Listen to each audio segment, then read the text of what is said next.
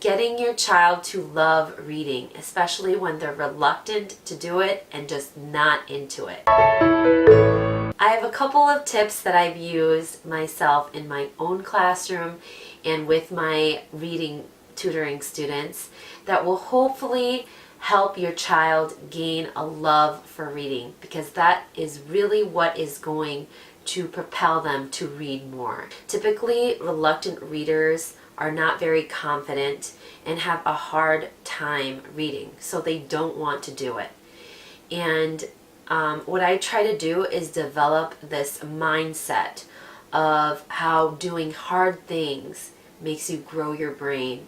Growth mindset is all about this idea of working really hard and practicing and doing challenging things in order to grow your brain. So when your child has this vocabulary of I can't do it, we need to change their thinking and saying I can't do it yet. Or when your child says this is too hard, change their vocabulary in saying I can do hard things. Some reluctant readers don't want to learn how to read because they're afraid of making mistakes, and so we have to change again their idea of what a mistake is. A mistake is not a bad thing. It is evidence of learning. So the more mistakes they make, the closer they are to harnessing and mastering that skill. It's the reason why we have an eraser on a pencil, right? It's because mistakes happen when you learn. As the parent, you know your child like the back of your hand. You know their likes, their dislikes, the things that they get really excited about. One way to get them to fall in love with reading is exposing them to books that involve the topics that they love. So if your child is really into animals, find all the animal books that you can and show it to them. Don't turn away a book if they cannot read it yet. What I would say is, oh, this looks like a good book that we can read together. There's actually two parts of reading. There's reading the words, the phonetic part, and then there's the comprehension. If they come to you with a book that is above their level reading fluency phonics wise, this is a perfect book that you guys can read together. Some students need proof that they can do it before they do something new. Whenever I start a reading lesson with a tutoring student, what I do is I pull out a book that they're very familiar with, any books that they've read previously that they can mostly do on their own, whether from school or from home. I would hold on to those and use them as warm-up books for reading. I have them read that book first because that gains their confidence and momentum into trying a new book or a new skill. Have your child do a picture walk before reading the story. And a picture walk is basically looking specifically and focusing on the pictures themselves and talking about it, gaining vocabulary and understanding on the pictures themselves. Okay, so for example, I have this book called Are You My Mother?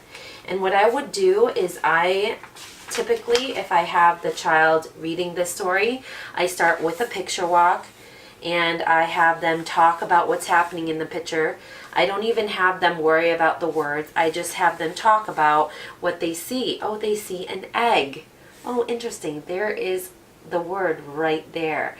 So they can kind of start predicting what kind of words they'll be seeing, which will gain their confidence. And not only that, that's going to help with their comprehension. They can get an idea of what the book is about. Towards this time, I could ask them, oh, what do you think is going to happen in the story? Who do you think the main character is? This is not only great for building their vocabulary, but it's a great little comprehension lesson for them. So typically in the beginning of the year, students are given this reading assessment, this test, to see where they are at in their reading progress. Typically the assessment involves checking your child's fluency, whether or not they're reading the words fluidly, they're checking the tone, They're checking to see how many words they can read in a given time. They're checking sight words. All of this sounds kind of daunting and scary, but to be honest, these reading assessments are so important because, like I said, it tells us where your child is at in reading, what they're doing really well in, and where are those gaps that we can help support and fill in. I would find out what level they are in currently, and then I would look for books that are at that level. The child's teacher might have access to a bunch of books that they can use at school or at home. There's a lot of resources online. One of them is Raz Kids that have books leveled for you that they can read online, or you can even print them out, or you can go to the library and you can ask the librarian. For example, I am looking for level D readers, Fontes and Pinnell level D readers, and they usually can direct you to where that is. There's also apps that you can get on your phone that will scan the book for you, tell you what level the book is. Once you get familiar where your child is in reading, then you can get an idea of what these books look like, how many words are on a page typically, what kind of phonetic sounds or patterns, sight words that they have. And if you're just not sure, I do the 5-finger rule. So when I have the child read a book, for example, again, if I were having the student read the book or read a page, I would tell them, okay, we need to make sure that this book is right for you. If you have more than 4 or 5 mistakes, then this book is too challenging for you and you're not ready for it yet. We need to find one that fits you just right.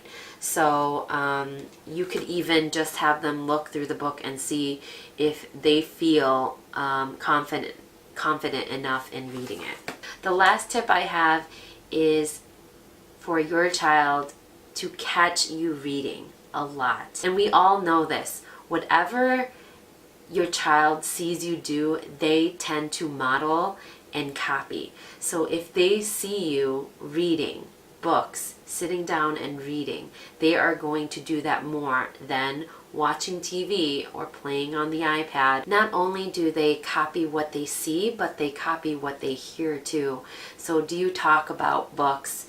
Do you talk about learning and doing hard things in a positive growth mindset type of way? When these reluctant readers start gaining their confidence and their skills in reading, it is amazing to watch, and it is an honor and a privilege for me to be a part of, and I want the same feeling for you guys, because that is one of the greatest gifts that we can give them, is a love for books and for learning and for being brave and doing hard things. So I hope this has been helpful for you guys. The free download that I have for you guys today is, and basically what your child will do is they will collect or they will write down words they already know how to read, and in collecting all of these words that they know how to read already, they're celebrating their accomplishments, which gains their confidence,